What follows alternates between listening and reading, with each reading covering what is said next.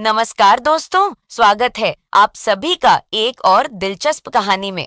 मुझे उम्मीद है कि यह कहानी आपको जरूर पसंद आएगी। मेरा नाम दीप्ति है। मैं अपने बड़े भाई और भाभी के साथ एक साधारण मगर स्नेह से भरे घर में रहती हूँ। भैया का काम ऐसा है कि उन्हें अक्सर शहर से बाहर रहना पड़ता है। मीटिंग्स, प्रोजेक्ट्स कभी दूसरे शहर तो कभी और भी दूर। इसलिए ज्यादातर समय घर पर सिर्फ मैं और भाभी ही होते हैं। भाभी का नाम पूजा है। पूजा भाभी को मैंने हमेशा शांत, सौम्य और जिम्मेदार देखा है। वो घर के हर काम को पूरे मन से करती है। सुबह जल्दी उठना, रसोई का काम, सफाई, कपड़े धोना, सब कुछ एक मशीन की तरह कर डालती है। फिर भी उनके चेहरे पर कोई थकावट या शिकायत नहीं होती थी। और जब मैं कॉलेज से थकी हुई आती तो मुझे देखकर मुस्कुराती थी, मेरे लिए गर्म खाना निकालती, मेरे पैर दबाती। कभी कभी तो मुझे लगता कि वो मेरी सगी बहन से भी ज्यादा मेरे करीब है।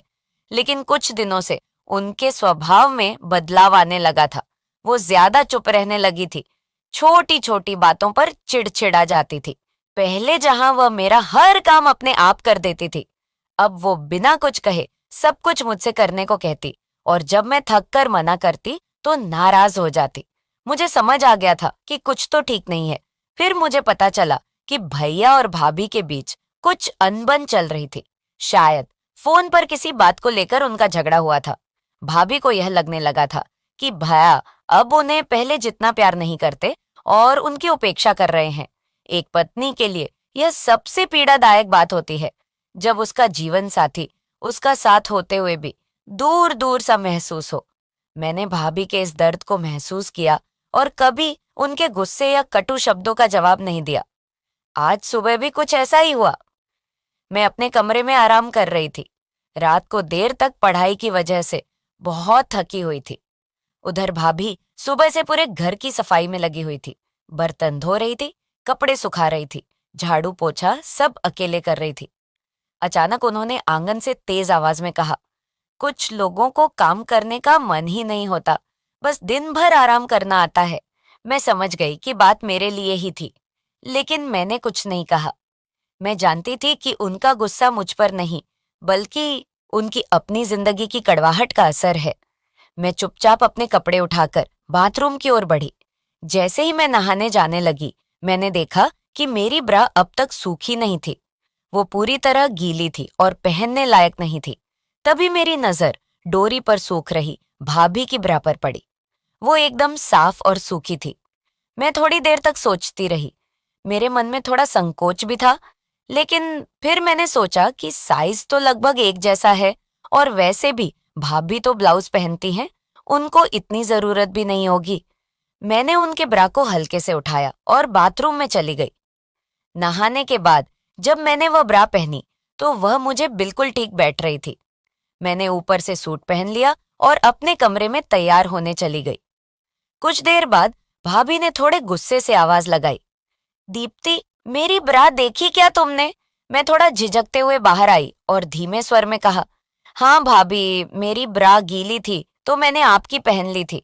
सोच रही थी धोकर लौटा दूंगी। उनका चेहरा तुरंत सख्त हो गया। उन्होंने कहा, तूने मेरी इजाजत के बिना मेरी चीजें छुई, और वो भी ऐसी चीज। मैंने कहा, भाभी आप तो ब्लाउज पहनती हैं, आपको ब्रा की क्या जरूरत?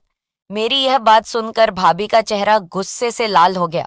उन्होंने कहा, अपनी हद में रह दीप्ति, अभी और इसी वक्त मुझे मेरी चीज वापस कर। मेरे मन में भी गुस्सा था, लेकिन मैंने खुद को संयमित रखा। मैं अपने कमरे में गई, कपड़े बदले और उनकी ब्रा धोकर उन्हें लौटा दी। मगर बात वहीं नहीं रुकी।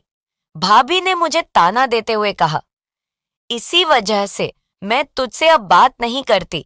हर बार तू कोई बहाना ढूंढ लेती है। अब मुझसे भी रहा नहीं गया। मैंने थोड़े सख्त लहजे में कहा, भाभी, मैंने गलती मानी थी और वह ब्रा धोकर भी दे दी, लेकिन हर बार मुझ पर गुस्सा निकालना जरूरी नहीं है।